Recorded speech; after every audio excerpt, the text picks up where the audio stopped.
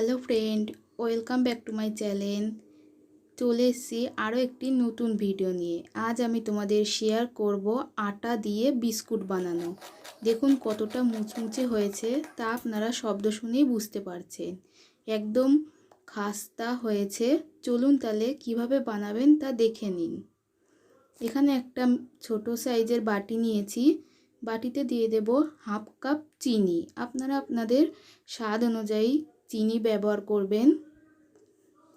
আর দিয়ে দেব যতটা চিনি দিয়েছি তার হাফ দুধ, মানে 1/4 কাপ দুধ নিয়েছি এখানে।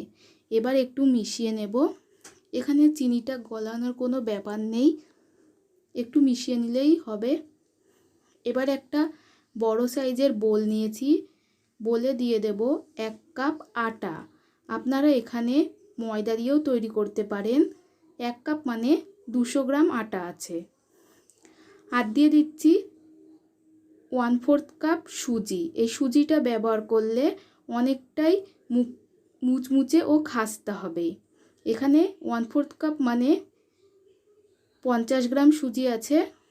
আর দিয়ে দিচ্ছি স্বাদ অনুযায়ী লবণ, আর 2 চামচ সাদা তেল, আর 3 চামচ রান্নার তেল।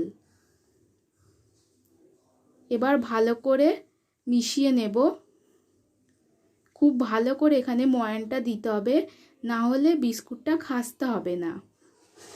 যেহেতু বেকিং পাউডার বেকিং সোডা ছাড়া বিস্কুটটা তৈরি হচ্ছে, তাই একটু ভালো করে ময়ান দিতে হবে। যখন মুঠো করে দেখবেন হাতের ভেতরে একটা দলা পেকে যাচ্ছে, তখন বুঝবেন ময়ান দেওয়া হয়ে গেছে। এবার আগে থেকে মিক্স করে রাখা চিনি আর দুধের মিশ্রণটা দিয়ে একটা ডো তৈরি করে নেব। এখানে একটা শক্ত ডো তৈরি করতে হবে। দেখুন ঠিক এরকম হবে। ডোটা তৈরি হয়ে গেছে। এবার সামান্য তেল দিয়ে আবার মাখিয়ে নিচ্ছি, যাতে ডোটা একটু স্মুথ হয়। এবার কিচেন স্ল্যাবটা পরিষ্কার করে তেল মাখিয়ে নিয়েছি। এবার তৈরি করে রাখা সম্পূর্ণ ডোটা নিয়ে লেচির আকারে গড়ে নিয়েছি। এবার একটা বেলনা দিয়ে বেলে নেব। এখানে বেশি পাতলা করা যাবে না। দেখুন এরকম মোটা করতে হবে, এর থেকে বেশি পাতলা করা যাবে না। এবার সাইড থেকে কেটে একটা চৌকো শেপ দিয়ে দেব।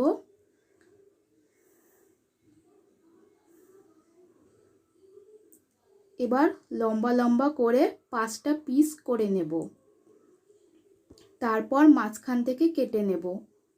আপনারা আপনাদের পছন্দ অনুযায়ী এখানে বিস্কুটটা শেপ দিতে পারেন। দেখুন ঠিক এরকম করেছি।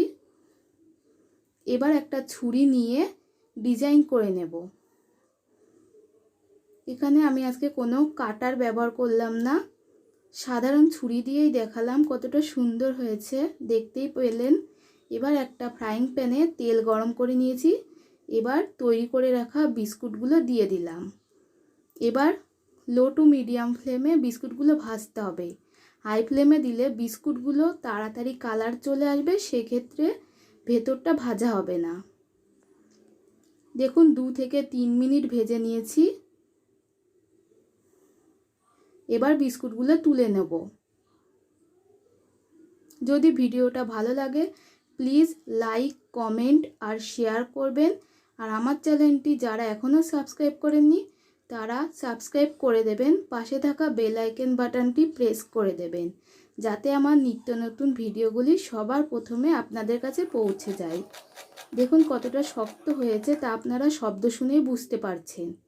এবার একটা ভেঙে দেখাচ্ছি কতটা সুন্দর হয়েছে। ভিতরটা একদম মুচমুচে খাস্তা। এভাবে একবার বাড়িতে বানিয়ে দেখতে পারেন।